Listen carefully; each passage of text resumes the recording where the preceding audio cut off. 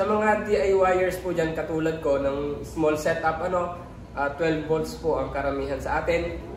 So, dahil po nga ako ay small setup lang yung mga dini-DIY ko, yung mga ginagawa ko, kailangan kong alagaan yung battery ko. So, dapat ganun din po tayo.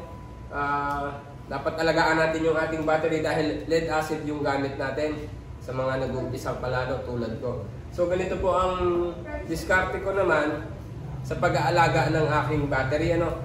So ito po ay hindi po ako tumitigil sa pagre-research. Research po ako ng research kung paano ko aalagaan to kasi ito nga po yung bumubuhay dun sa system ko.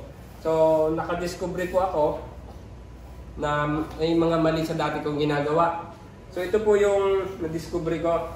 Ay, tara mo dito. Dito, kapag pa. Yan. So itong battery ko po, pakita mo lang. Itong battery ko po ay tatlong 12 volts na 25 ampere po. Ay tatlo po siya na nakaparallel. So naging ay po ito. Yan. So naging ano po siya 12 volts 75 ampere. So yan po yung naging battery ko. So paano ko nga po yun inaalagaan? So sa pagre-research ko nga po, ito yung na-discover ko. So dapat po ang charging current lang ng panel na tinatanggap niya ay times 10%. Pwede po hanggang 20%.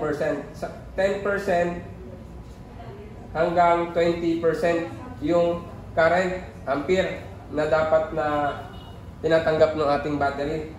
So, compute na lang natin sa 15% yung aking 75 ampere. Ganito po yun, 75 ampere po yung meron ako. Times ko po sa kung ano ba yung nasa gitna nitong dalawang to, 10% at 20%. So, sa 15% na lang po, 0.15. So, dapat yun yung ampere na tinatanggap ng battery ko. So, ito po, 11.25 ampere. So, dapat po ito yung tinatanggap ng battery ko. So, tingnan mo natin kung tama yung tinatanggap niya dahil sa solar panel ko. Ang solar panel ko po ikinabit dyan ay dalawang 100 watts. So, ang pinaka-maximum po niyan, dalawa po yan. Ang pinaka-maximum na ampere ng isang 100 ay nasa 5 amps, 5.5 amps. Yan po yung pinakasagad niya. So, nagdalawa nga po tayo. Nakakuha tayo ng 11 amps. So tama po yung tinatanggap ng battery ko na amperahe na hindi siya mag-iinit, hindi siya mag-overcharge. So tama po yung yun po yung gamit ko. So balik po tayo sa ibang naman. Sa voltage naman po, yun naman po ay may controller tayo. Matalino po ang ating controller. Hindi po niyan pababayaan yung battery natin. Ibibigyan niya yung sapat na kailangan na voltahe nito. So, tingnan natin. Ganito po yan. Ito po yung gagaling sa panel natin. Yan, 13.86. Pero ang ibinabato niya sa battery natin, tingnan natin dito, is 13.53. So, laging mas mataas man dito, mas mataas man ang ibigay nitong ating solar panel, 18, yan po, 18.71 volts. Hindi niya susuplayan niya ng 18 hanggang 13.25 lang pong isusupply niya. Matalino po ito, kumbaga ito yung utak din ng ating system. Hindi niya pababayaan yung battery natin, kaya siya nandyan. So, tapos may isa pa rin po ako na-discover dun sa float voltage. Tingnan niyo po yung float voltage ko. Ito po yung float voltage ko. Pag pinindot mo ito, makikita mo na yun. 13.8. Bakit nga ba 13.8 yung ginagamit ko? Ang nakalagay sa manual is 14.4. Yan po yung nire-recommend ng pag bumili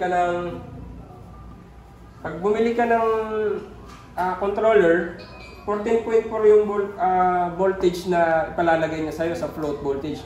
Ang ibig sabihin ko ng float voltage, pag puno na yung battery mo, mi-maintain na nung controller, hindi niya na oversupplyan, hindi niya na susuplayan ng charge para hindi ma-overcharge yung battery. So, para sa akin po, mali ito dahil sa lahat ng research ko, talagang ang lumalabas is 13.5 to 13.8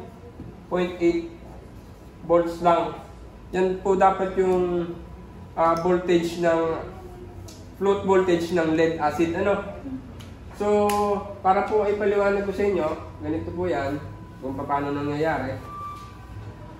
So, ayan po, ano, 13.7 volts po, ano, ilapit mo. So, ayan po, 13.8